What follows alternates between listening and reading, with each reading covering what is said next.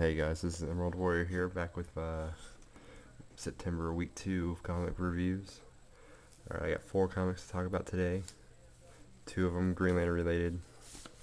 Alright, so first up is Batman and Robin by Peter Tomasi and Patrick Gleason as the artist.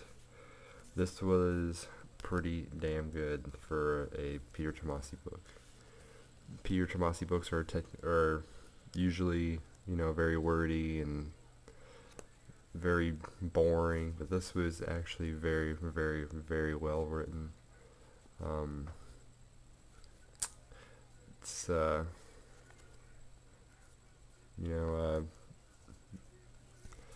instead of Bruce or Dick as Batman, it's back to being Bruce, and he's basically trying to mentor Damian into being a better son than a better Robin.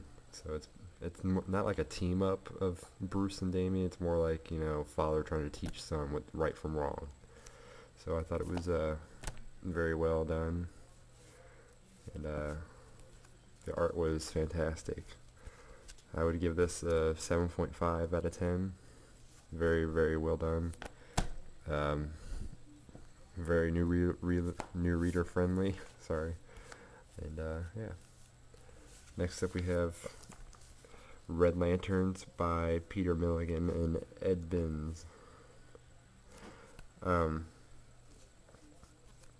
This was basically, an origin story of Atrocitus and how he's lost his rage basically because of Krona being dead, and he never got his revenge on him. So yeah, this was pretty good. There's a opening scene with Dexter, which was pretty awesome. This was also new reader friendly. If you don't know anything about Red Lanterns though, you'd probably be very confused. I'll also give this a 7.5 out of 10. Alright. Next up is Green Lantern #1 by Jeff Johns and Doug Mahnke. This is typical Green Lantern by Jeff Johns. You already know what you're gonna get. It's amazing. This is almost my comic of the week, but one just barely beat it out, and it was actually very surprising to me. So yeah, starts off with Sinestro trying to get the ring off. The Guardians, tell him, it chose you for a reason, so you don't have to follow our orders, but go protect your sector.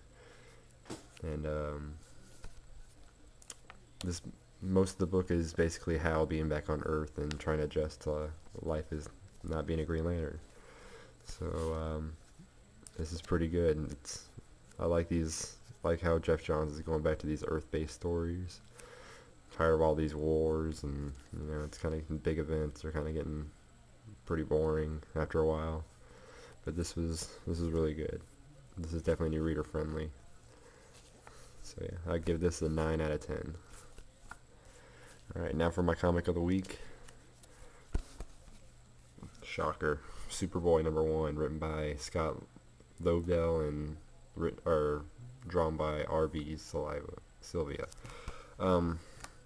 This surprised the hell out of me. This was way better than I thought it was going to be. I picked it up just because, it's Superboy. I know not a lot about Superboy, but I know enough to not be lost.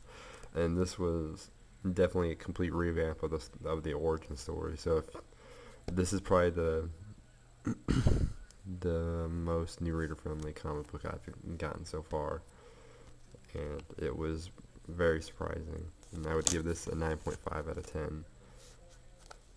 Yeah, so that's my comic of the week. Stay tuned for next week for more comic reviews. See ya.